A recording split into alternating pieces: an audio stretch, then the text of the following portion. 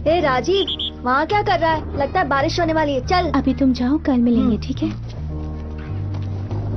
तूने उस लड़की को क्या दिया? अपने से बड़ी लड़की को पटा रहा है। बेचारी, माँ बाप नहीं है उसके, मैं तो सिर्फ हेल्प कर रहा था। लगा रहा है बड़ी। हाय अंकल, आप यहाँ कैसे? हर चीज का कोई कारण होता है। आज मैं तुम दोनों की फोटोग्राफिक मेमोरी टेस्ट शुरू करने वाला हूँ। I give you 10 seconds. देखो, आसपास ध्यान से Okay, देखो Dad. और बाद में सवाल पूछूंगा। Okay, I am timing it. गो।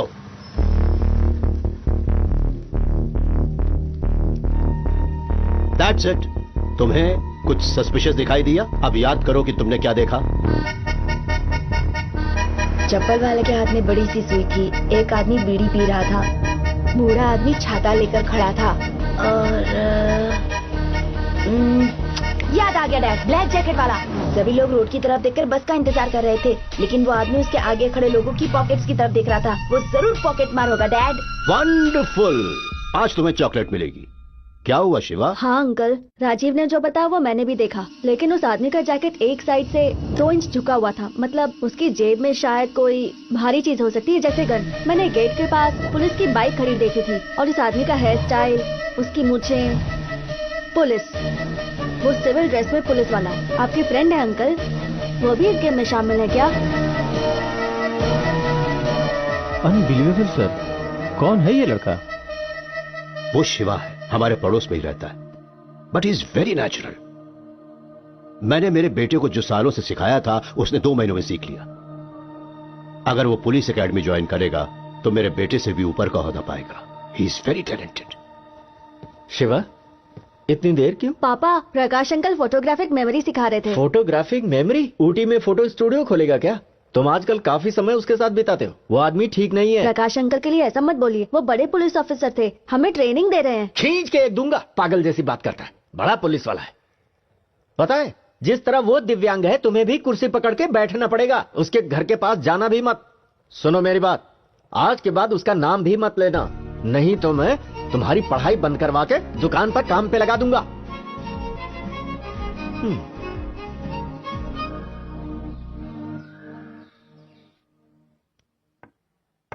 अच्छा, तुम्हारी नजर मेरी रानी पर है। अब तुम चाल चलो। देखो शिवा, कितनी भी कोशिश कर लो, मेरी रानी को छू नहीं पाओगे। चेक। कोई चाल नहीं बची तुम्हारे पास। चेकमेट। राजीव, डैड बुला रहे हैं, मैं अभी आता हूं।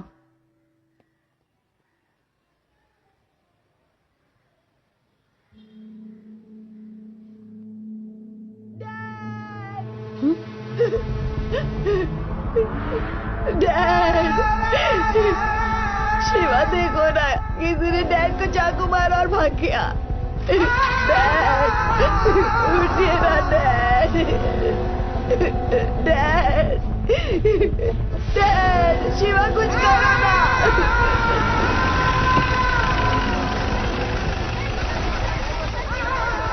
देखिए देखिए, शांत रहिए आप लोग, प्लीज शांत हो जाइए, प्लीज शांत हो जाइए। मैं बताता हूँ, शांत हो जाइए, शांत हो जाइए, प्लीज प्लीज, बात को समझिए, प्लीज आप शांत हो जाइए। सर सर, आवाज बंद करो, चुपचाप बैठो चुपचाप। बच्चे, तुम कौन हो? तुम उनके घर पर क्या कर रहे थे? सर, मैं पड़ोस में रहता हूँ। मैं और राजीव चेस खेल रहे थे। मैं हमेशा उनके यहाँ जाता हूँ। हमेशा जाते हो? किस लिए? प्रकाश अंकल हम दोनों को पुलिस की ट्रेनिंग देते थे। पुलिस की ट्रेनिंग? क्या बोल रहे हो? थोड़ा डिटेल में कहो। सर, आपने उन लोगों को भागने दिया। आपके पास कोई सबूत नहीं है और हमसे ऐसे पूछ रहे हैं जैसे हम मुजरिम हैं। जबान खींच लूंगा तुम्हारी। मुझसे जबान चलाते हो? लॉकअप में डाल दूंगा। आप नहीं कर सकते सर। नाबालिग को पुलिस स्टेशन लाना भी कानून के खिलाफ है। बहुत जबान चलती है तुम्हारी ना। अपने आप को क्या समझते हो? सर, इसे कुछ भी नहीं मालूम सर, इसे जाने दीजिए। ये मुझे कानून का पाठ पढ़ा रहा था, पुलिस ट्रेनिंग के बारे में बोल रहा था। क्या कहना चाहता? हम बेकार का काम कर रहे हैं यहाँ? सर, ये सच बोल रहा है सर, हमें वारदात की जगह ले चलिए सर, हम तहकीकात में आपकी मदद कर सकते हैं। बेशर्मी की भी कोई हद होती है सर। ये मैथ सीखने के लिए उनके घर जाता था, क्योंकि ये सब्जेक्ट मुझे नहीं आती है, इसीलिए ये मेरे मना करने के बावजूद वहाँ जाता था। साहब, मेरा रिकॉर्ड एकदम क्लीन है साहब। हम उनके पड़ोस में ही रहते, बाकी उनके बारे में हमें कुछ भी नहीं पता। गाड़ी जाते हुए देखी थी।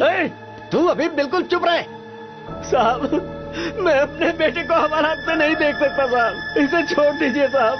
किशोर भाई तुम्हें कुछ समझाओ ना। सर, ये कभी किसी लफड़े में नहीं पड़ता, हमेशा अपने काम से काम रखता है। ये कोई मामूली मर्डर केस नहीं है, highly sensitive police murder case है। डिपार्टमेंट की इज्जत दांव पे लगी है। हमें ऊपर से ऑर्डर्स हैं कि जल्द से जल्द खूनी को अरेस्ट करें। जिस कार में भागे थे वो कार रास्ते में बिजली के खंभे से टकराई, फिर वो उसे छोड़कर भाग गए। सिर्फ इन दोनों ने ही उन्हें देखा है। मैंने इलाके के सारे गुंडों को राउंड अप किया है, इन्हें उनकी शिनाख्त करनी है। राकेश जी सर।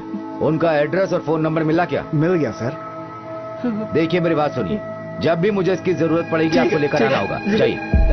पापा पापा पर राजीव, अरे पापा मैं कह रहा हूँ चल यहाँ से चल। राजीव को भी साथ अरे में सुनो, पापा। रुको ना, रुको तो।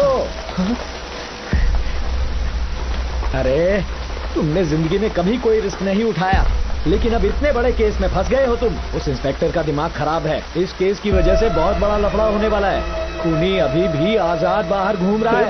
भाई मेरी बात मानो, लड़का अभी भी नाबालिग है। उन्होंने FIR भी दर्ज नहीं की है। सोचने में वक्त बर्बाद मत करो, शहर छोड़कर चले जाओ। हाँ हाँ आ रहा हूँ। चल गाड़ी में बैठ, जल्दी निकलना होगा पापा हमें। मेरी चल। बात सुनिए, सबूत इकट्ठा नहीं किया और 6 घंटे में मुझे उनको नहीं पकड़ा तो मुश्किल बढ़ जाएगी। मुझे बस 10 मिनट के लिए वहाँ जाने दीजिए। मैं पता कर लूंगा कि अंकल को किसने मारा। हे, क्या बात कर रहा है तू? पागल हो गया है क्या? अगर तुझे भी मार दिया होता तो कितनी बार समझाया कि उनके घर मत जाया कर, फिर भी नहीं माना। देख शिवा, मैं सिर्फ तेरे लिए जिंदा हूँ। क्या तू भूल गया बेटा कि तेरी माँ के साथ क्या हुआ था? वो गई थी किसी का झगड़ा सुलझाने, लेकिन जिंदा वापस नहीं आई। झगड़ा तो सुलझ गया था, लेकिन हमारा परिवार रास्ते पर आ गया था। उनसे छुटकारा पाने के लिए ही हम लोग वहाँ से यहाँ पर आ गए थे। अब हम लोग फिर से उसी हालत में फंस गए। अब मैं तुझे कैसे समझाऊं? मेरी कुछ समझ में ही पापा नहीं सिर्फ आ 10 रहा मिनट के लिए, बस है। 10 मिनट के लिए मुझे जाने दीजिए। अब तू अगर कुछ भी बोला ना तो मैं पहाड़ी से कूदकर जान दे दूंगा।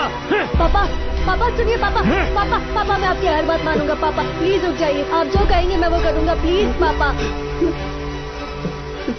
तो वचन दे मुझे, तो पुलिस में भर्ती नहीं होगा, जिंदगी में कोई रिस्क नहीं लेगा, कोई जोखिम नहीं उठाएगा। जैसे मैं कहूंगा वैसे तुझे जीना होगा। अगर तू मुझे जिंदा देखना चाहता है तो वादा कर बेटा।